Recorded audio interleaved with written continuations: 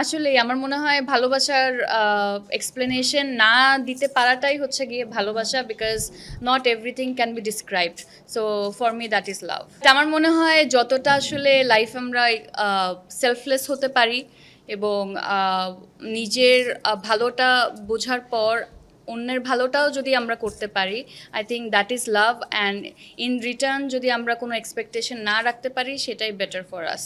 তো হয়তোবা আমি খুব ছোট করেই বলেছি, কিন্তু আমার মনে হয় এই কয়েকটা ব্যাপারই আসলে লাইফে সবচেয়ে বেশি মিনিং রাখে। এই বছর নীল সুখ নিয়ে আবারও ভ্যালেন্টাইন্সের মৌসুমে আসছি বিঞ্জের সাথে। সো এটাকে এক ধরনের একটা হ্যাট্রিক বলা যায় নাকি? সো হ্যাঁ, এটা। আর ভিকি ভাইয়ের সাথেও ভ্যালেন্টাইন্সের এই নিয়ে থার্ড টাইম ওটিটি প্রজেক্ট হচ্ছে।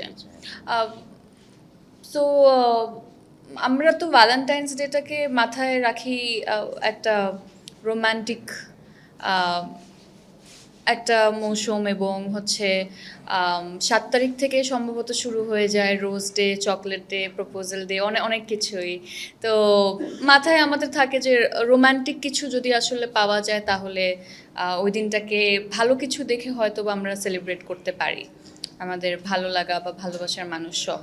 তো ওইরকমই এক ধরনের একটা চিন্তা ভাবনা ছিল যে একটু রোম্যান্টিক কাজ, কিন্তু ভিন্ন ধরনের আমরা কি দিতে পারি কিনা অডিয়েন্সকে। সেই জায়গা থেকে যখন ভিকি ভাইয়া এই গল্পটা শোনালেন, আমার কাছেও মনে হলো হ্যাঁ, এখানে রোম্যান্সটাও আছে এবং কিছুটা ভিন্নতাও আছে। সেই জন্য এই কাজটা করা, বিঞ্জ সাথে আছে, সেটাও অনেক বড় একটা ব্যাপার। তো সব কিছু আসলে একদম সুন্দরভাবে মিলে যায় এবং কাজটাও আমরা সুন্দর করে শেষ করি।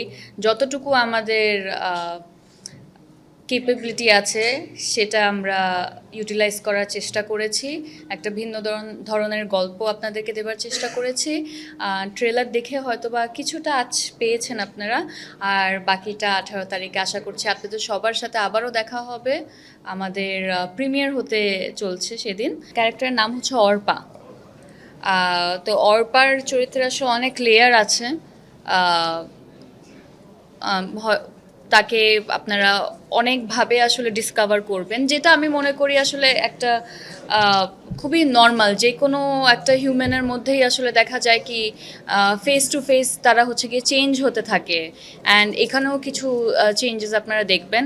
এর বাইরে আমি আর কিছুই বলতে চাই না। ভালোবাসার গল্প যখন আমরা বলতে যাই, তখন আসলে ওটার এন্ডিংটা আমাদের কাছে আসলে অনেকটা প্রিকনসিভড, লাইক হয় মিল হবে কিংবা হবে না, কিংবা একজন মারা যাবে কিংবা দুজনই মারা যাবে, কিংবা তাদের হচ্ছে মিল হবে এবং তারা they will live happily ever after. তো এই কয়েকটা জায়গা থেকে কখনোই আমরা আসলে বের হতে পারি না, বা বের হওয়া পসিবলও না। যে কোনো মানুষের পরিণতি আসলে এইভাবেই হয়, যে কোনো ভালোবাসার গল্প যদি আমরা দেখতে যাই। তো সেই জায়গাটার প্রেজেন্টেশনের মধ্যে যদি একটু ভিন্নতা থাকে এবং আমার ক্যারেক্টারের জায়গা থেকে আমি একটু নতুন কিছু যদি ট্রাই করতে পারি, তখন আসলে ওই ধরনের গল্পগুলো আমাকে আসলে অনেক বেশি ভাবায় এবং হচ্ছে আমারও একটা ইন্টারেস্ট থাকে অ্যাজ অ্যান অ্যাক্টর, যে আমি একটু নতুন কিছু হয়তো বা দর্শককে দিতে পারবো, কিংবা যদি নতুন কোনো কিছু নাও হয়, হয়তো বা সেটা আমার জন্য নতুন, আমি হয়তো বা করি নাই। তো সবসময় এটা পসিবলও হয় না, একটা মানুষ নতুন আর কতই দিতে পারবে। কিন্তু সেই চেষ্টাটুকু আসলে আমি মনে করি ভিকি ভাইয়ার মধ্যেও আছে। সেই কাজটা আমার সাথে না হলে অন্য ওনার যত কাজই আমরা দেখি, সবগুলোর মধ্যে এক ধরনের নতুন ওয়ে অফ স্টোরি টেলিং কিংবা একটা ক্যারেক্টারাইজেশন, কিছু না কিছু নতুনত্ব পাওয়া যায়। তো ওই জিনিসটা আমি মনে করি অ্যাজ অ্যান অ্যাক্টর আমি আসলে I am the gainer here. তো সেই জায়গা থেকে আসলে ভিকি ভাইয়ের সাথে কাজ করা, তার গল্পে কাজ করা, এবং এই গল্পের ক্ষেত্রেও আসলে তাই হয়েছে। আমার কাছে মনে হয়েছে হয়তো বা ভিজুয়ালি আমি একটু নতুন কিছু দিতে পারবো অডিয়েন্সকে, apart from the romantic part.